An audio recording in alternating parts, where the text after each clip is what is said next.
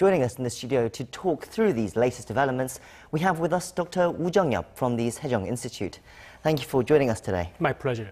Now, as you just saw, Donald Trump had an interview with Reuters where he was asked about a second summit with Kim Jong-un, whether that was on the cards, and he said it was, quote, most likely. But what was interesting was he refused to give any details about a time or location or anything really concrete. What can we read from his statements there? I think he has the intention to meet Chairman Kim Jong-un again in the near future to solve the issue of the denuclearization of North Korea. So one positive side of his interview yesterday was that President Trump has still interest in engaging North Korea, and he still believes that engaging North Korea can bear the positive fruit, which is denuclearization of North Korea. But one negative side of his direct involvement with Kim Jong-un on this issue is that working level talks are almost meaningless for North Korea.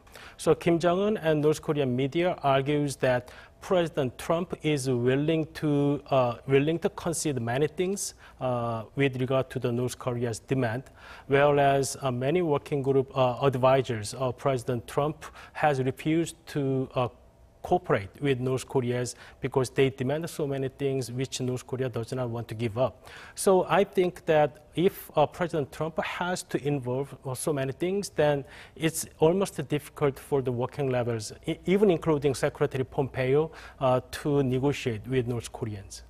So you say there, even Secretary of State Pompeo negotiating with North Korea might not be enough to bear fruit.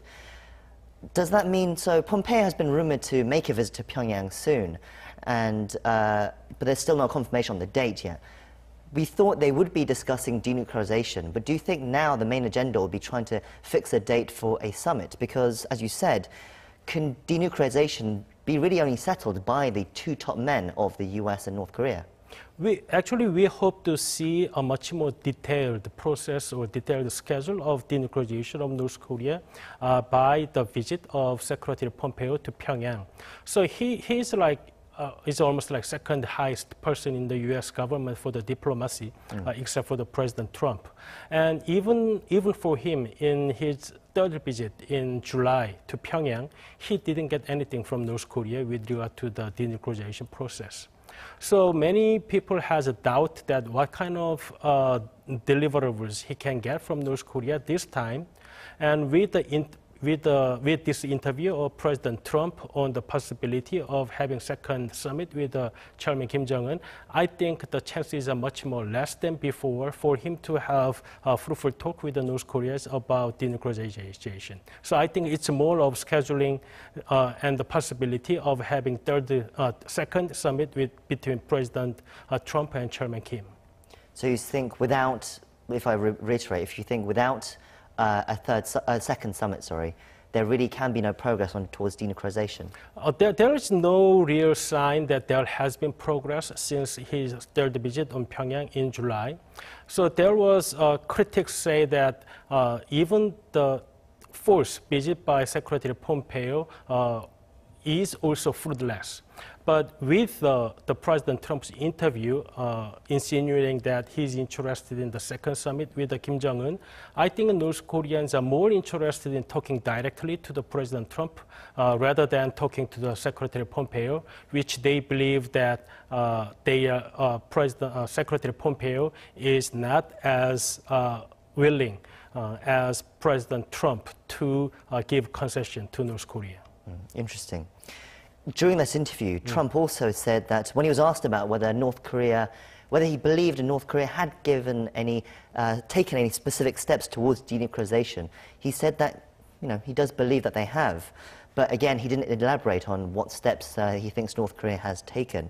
There has been some reports that a nuclear missile site and a nuclear missile engine test site has been dismantled, but there's been no real sign of denuclearization as of yet.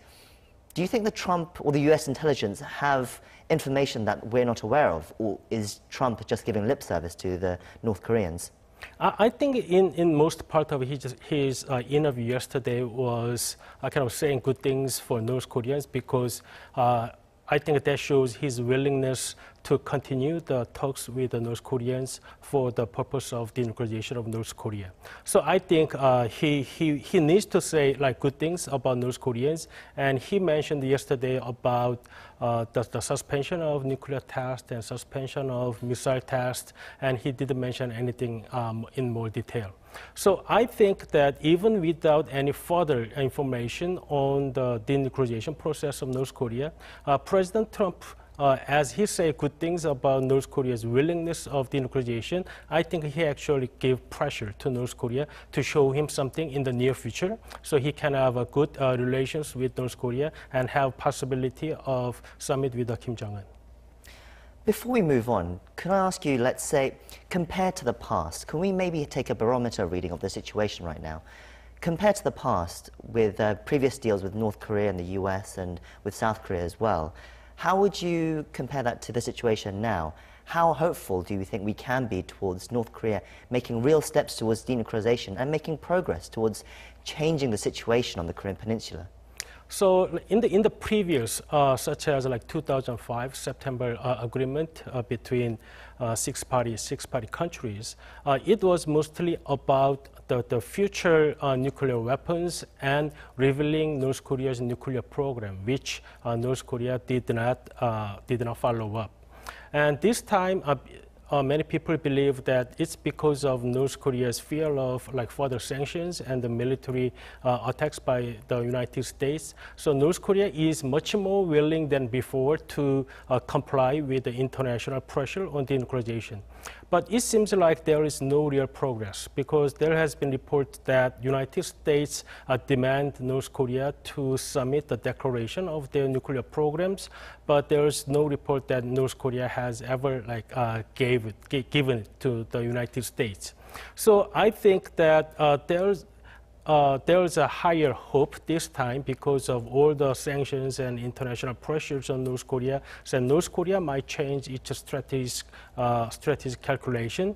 But so far, we didn't have any concrete evidences that North Korea is giving up its nuclear weapons. So maybe there is a higher hope, but there's no like real evidence compared to the previous agreements or negotiations in the past. I guess we have to cling on to that hopes for now. Moving from the US-North Korea summit, so let's talk about the inter-Korean summit. So we've heard that the two Koreas have said they've agreed to meet in September sometime.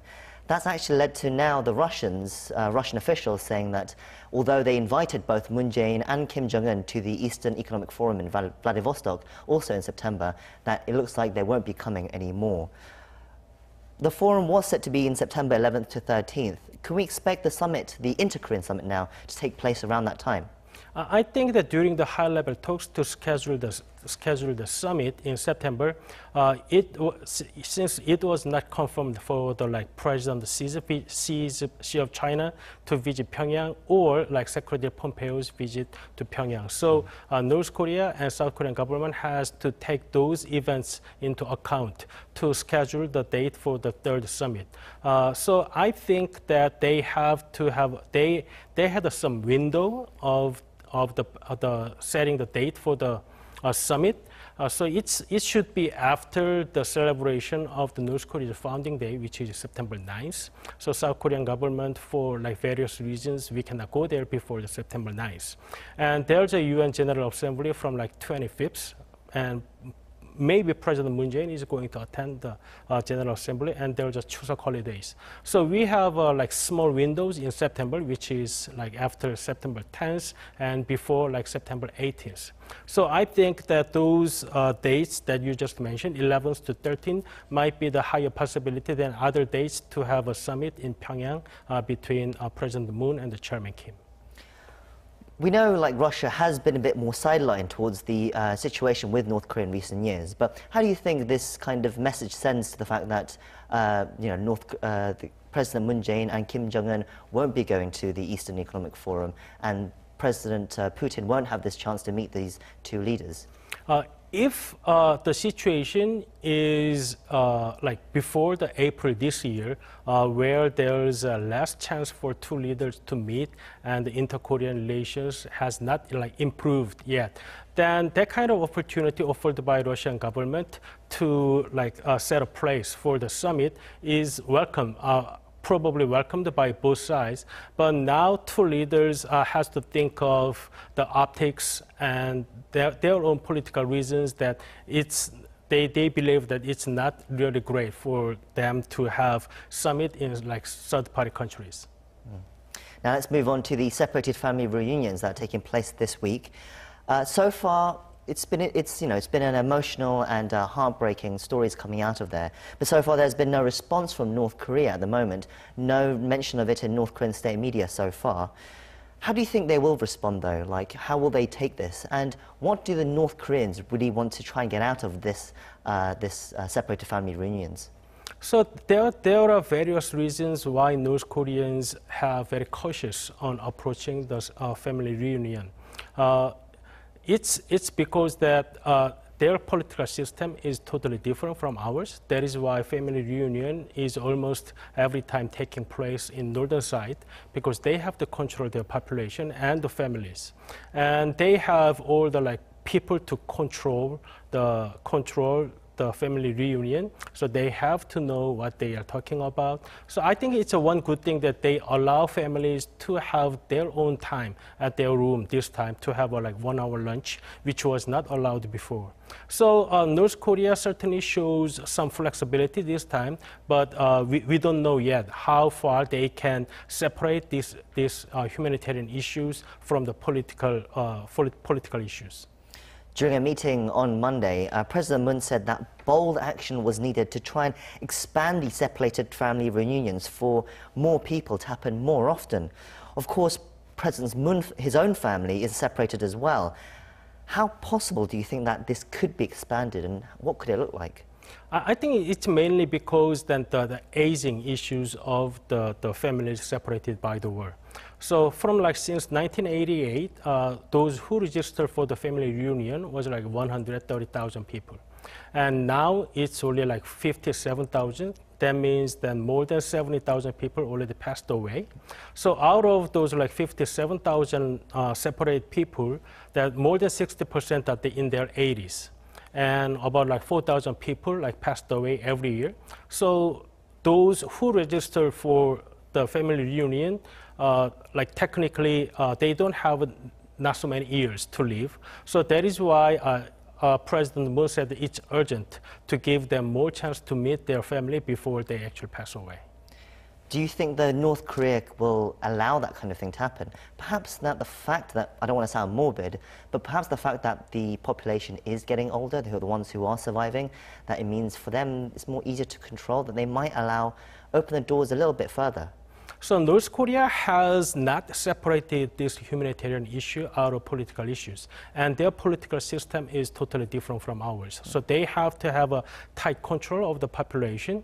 So I think it's very difficult for them to pick who's going to be in the family reunion this year, because they always want to prefer someone who's been successful in North Korean society to meet their relatives from like South Korea. So, and even the tracing the family trees are very difficult for North Koreans. So I think for various reasons, administrative reasons and political reasons, it's very difficult for North Korean government to positively respond to the President Moon's idea yesterday. That'll be sad news for the people who are separated, but we hope they still can be expanded. One quick, let's have one quick more opinion on this report that's coming out of North Korea as well. It says there are reports coming that say North Korea has decided not to use children in the mass games event taking place next month for the anniversary of the regime's foundation. Now, the mass games has always been famous for the children performers showcasing incredible acrobatic performances in eerily synchronized fashion. But there's always been international concern of exploitation of these children's rights. Do you think they're taking more notice, North Korea that is, more notice of this international criticism? So we all know that North Korea has like very bad record of like human rights, and like kids under like 6 or 7 years old were exploited for the like mass performance in 2008, and it was broadcasted. So I think that it is not officially mentioned by North Korean media, but there's a report that North Koreans are not going to have kids to perform this year. I think it's a good thing that North Korea is actually listening to some international critics about the human rights issue in North Korea. That's all we have time for. Thank you for coming in as usual, and hope you can come join us next time for more. Thank you very much. More of your analysis. Thank you.